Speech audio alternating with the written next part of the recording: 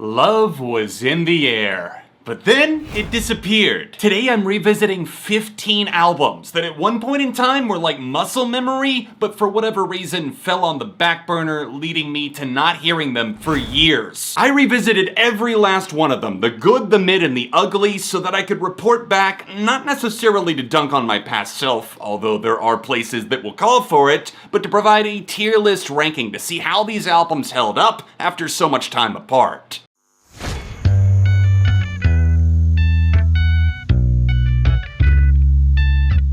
Hey neighbor, welcome back to Tears on Tuesday. My name is John, and I appreciate you stopping by to see me rank this batch of albums that maybe I still love, maybe I don't, but what I can tell you for sure is that I ended up with more than enough albums if I wanted to do an add-on to this somewhere down the line. So if you would like to see a sequel of me having even more of an identity crisis over my past, then smash that like button like it's a piñata. This very channel that you're watching right now was born because of a 3 Days Grace review, so it's only fitting that I open by talking about their only album that I haven't reviewed in a dedicated video, 3 Days Grace, the self-titled album from 2003. I have a lot of fond memories of this record. It was my first 3 Days Grace full-length, and I got into them because of the NASCAR Thunder 2004 soundtrack containing the single I Hate Everything About You. I fell in love with that track, and I was quickly given a burned copy of the full CD after hearing the single Home on the radio, which is still my favorite cut from the album now. I was a little bit scared to go back to this record just because of the whole post-grunge radio rock movement. There was a lot of generic stuff in there, and it's like going back to a childhood show like Gullah Gullah Island that maybe you loved back then, but if you sat down and tried to watch it today, it wouldn't be as entertaining. I'm happy to say that I wasn't really cringing through the entire listen. Sure, a lot of it feels like filler and fluff, and there's some lyrics in there that are very questionable, like the drunk enough to fuck one. The opening track, Burn, goes really hard. I had a personal connection to the song Drown, but had not heard it in years, and while it is rather mediocre, I can't help but like it. I'm putting the self-titled 3 Days Grace album in the C tier. I always wished that this band had branched out more than they did, but of course with Adam Gontier leaving, I didn't really expect growth, and we definitely didn't get it. Childish Gambino's Because the Internet came out in December 2013. It's an album that I instantly loved because I've always had a soft spot for like alternative hip-hop, which makes sense, I think, given my loving for alternative music. People love to say that Because the Internet was ahead of its time, and I actually do agree with that assessment for once. I mean, Donald Glover and Cutting Edge definitely go hand in hand, and with there being a full screenplay to accompany this album, hence the Roman numerals and the track list, it really is this kind of very fleshed out, detailed, but also scatterbrained idea that works, but is also weaker in its second half. But as I fell back into this album, I think I got something that I didn't get from it before, especially when I was younger. I saw depth in tracks like Pink Toes with Jhené Aiko that maybe I would have skipped in the past, but now I can sit down and appreciate for what they are. Don't get me wrong, this album definitely has lulls, and it can be a trek to get through, especially with it being almost an hour long, and it doesn't necessarily feel like it should be an hour project, maybe contained to more like 45 minutes. I still got a lot from revisiting it, and to have a deeper appreciation for art, it's always a win for me when it turns out to be more positive than I was anticipating, and I'm gonna put this in the A tier. The Canadian indie alternative and rock band Metric took a bit of a risk by self-releasing their 2009 album Fantasies, not to mention it was a bit of a left turn in terms of what they were doing sonically, but also, I mean, to self-release your album in 2009? It was unheard of to not have a label. Fantasies has absolutely everything that you could possibly want in a synthy-leaning alternative rock project. I discovered Metric in the summer of 2009 because Fuse was playing the music video for Help, I'm Alive, and I was really intrigued by the darker sound. It was in a little bit of a different territory than places I was normally visiting at the time, but it definitely helped me branch out. Albums like this and Synthetica. I downloaded that album sometime in 2009 or 2010 after being in love with Help, I'm Alive and Gold Gun Girls and its gargantuan energy and the takedown politics, and I was not disappointed at the time, and I love this album even more now. There's great bass playing and bass energy on this album, which syncs up really nicely with James Shaw's really aggressive, at times gritty, but also hands-off guitars that blend perfectly with the synthesizers. Give me Sympathy, Blindness, Stadium Love, Sick Muse. There are so many cuts and deep cuts and everything in between that just make this an extremely palatable experience, satisfying from start to finish. Metric, Fantasies, no question, S tier. Rock, pop punk, post-hardcore, there's a lot of tags and genres that have suited the band Bayside at some point in their career, but most importantly, Bayside is a cult. This is an album that back in those days, I actually gave a perfect glowing 5-star review to, a perfect score,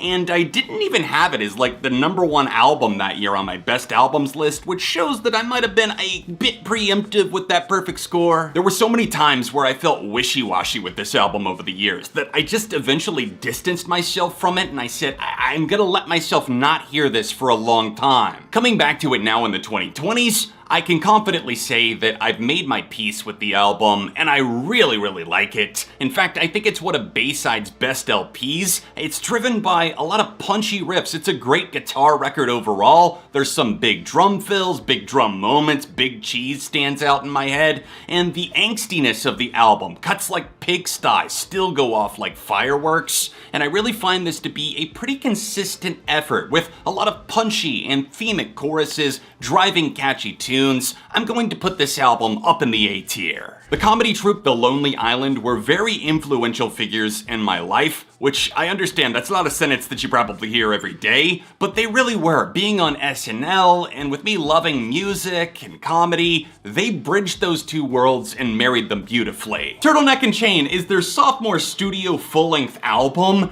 and I played this album a little bit too much when it dropped back in 2011. I love The Lonely Island. The title track Turtleneck and Chain with Snoop Dogg is something that I still know every damn word to, and I find it ridiculously funny. Just the situations that they paint themselves into, along with tracks like Jack Sparrow with Michael Bolton. You just do not see that kind of synergy working out very often, but here we are. There's definitely too many interludes, and even though this album doesn't even hit 40 minutes, it feels its length in some ways, but there are underrated tracks here still the same. I mean, Mama, the one where they're kind of playing out this skit where they're writing an ode to how much they love their mom, but the mom keeps breaking into their room to say, hey, you want snacks? And they're like, fuck you, Mom! Just because it doesn't have I'm on a boat doesn't mean that it's anything less than B tier. I mean, I know some people would look at it and automatically, just based on the album cover, go F, it's dated, old SNL humor, but I grew up with this shit and I'm gonna defend it. The man, the myth, the legend, Crash Thompson actually suggested that I pick up this record when I went record shopping with him last fall, and I thought, you know what, some of my favorite Billy Joel songs that I grew up listening to are on this album. I mean, Uptown Girl, how can I go wrong by picking up and purchasing An Innocent Man? This album is something. Its heart is in the right place as he tries to bring his own sound to doo-wop, R&B, and Motown, but a lot of the cuts flat out do not work for me, and while Uptown Girl is always gonna be a certified absolute classic, I don't want the Billy Joel stands coming from my throat just because I don't think this album is for me at least anymore. Personally, I would rather listen to the artist that this one was inspired by, and I'm not trying to start the conversation and say like, oh, everything is derivative, you should only listen to the originals. No, but in this case, yes, and I'm putting this in C. Pop punk and rock band Yellowcard put out their album Paper Walls in 2007. They were coming off of some very successful runs. They had Lights and Sounds, both the single and the album, and obviously Ocean Avenue, the single and the album. Me and one of my best friends from high school would listen to this album like every day after school for a while, and we would go over to his place. He was a drummer. He would drum front to back through the entire album, so I knew it quite well for quite some time. They were coming off of Lights and Sounds, Ocean Avenue. This band were on fire, but unfortunately, commercially and somewhat critically, this album flopped. But then I put on Paper Walls for the first time in a long time, and it made me incredibly emotional. I have never loved this album more than I do right now,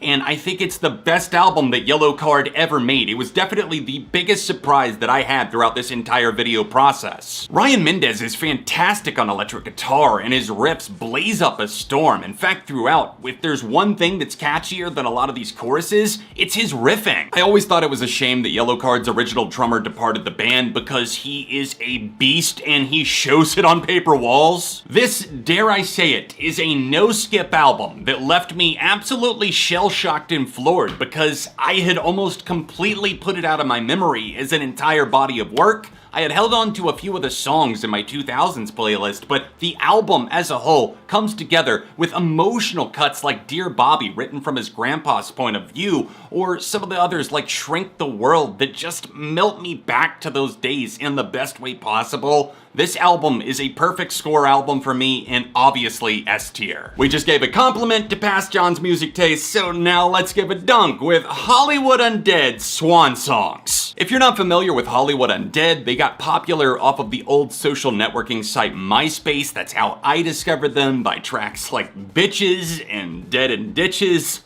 What a rhyme. I feel so corny talking about it now, but this band were very important at the time. I was like, I have to show everybody that I know. They were the soundtrack to my senior year of high school. The biggest thing for me is that they don't stand out musically very much. A lot of the riffs are very, very simple and basic and super repetitive melodies. They borrow from themselves. Their flows don't really have that much of a spark to them. I gotta put it in the D tier, but don't see that as a total I would never ever listen to this, because get me drunk enough and I'm gonna want to hear this album. Rolling right along, we move into Charli XCX and her 2014 sophomore album, Sucker. This is a record that I was really interested in at the time because I was like, oh, Vampire Weekend and Weezer both have members of their bands working on this? Yes, this album is rather dumb, but that's part of the charm, I feel like. It's meant to be a little bit airheaded, and I almost think that she's poking fun at that. Boom Clap was the big single that broke her in the US, along with her feature on the Iggy Azalea song Fancy. This album came out the year that I had just moved far away from home. I needed some fun albums to drive to because I was doing that long drive every few months to come back and visit friends.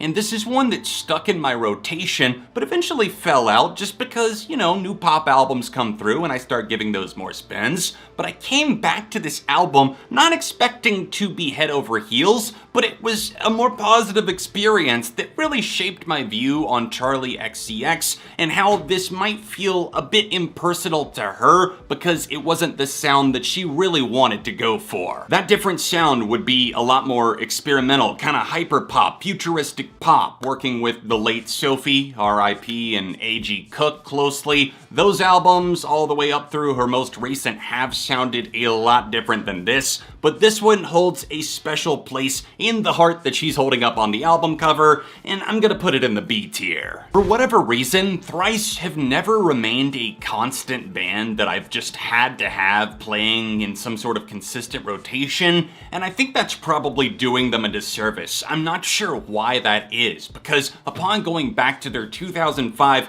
dare I say it, masterpiece Vheissu, this record slaps. Up, down, left, right, however you want to stack it. After their 2003 album, The Artist in the Ambulance, which is a really solid album in its own right, they ramped everything up by bringing on a different producer. They brought on a different sound. Steve Osborne got in the mix, and he wasn't necessarily known for doing post-hardcore rock like this. And this is a brutal sounding album that can go from very atmospheric, almost like you're in the vibe of a game like Silent Hill, to absolutely slitting your throat in the dark out of nowhere. There's some sounds that resonate with you for life. And I remember being 13 years old in my living room watching the music video on Fuse TV for Image of the Invisible, and that Morse code playing, sounding out at the beginning of the song, and then into that ringing guitar riff. I was immediately addicted to Dustin's voice, and this album, coming back to it now, becomes even more special. Riveting pianos are dusted in throughout, combining with these tornado-like riffs. It's like a storm is brewing throughout the entirety of the album. They're ringing the alarm, and we need to do something. What an absolutely badass move to close this album on Red Sky.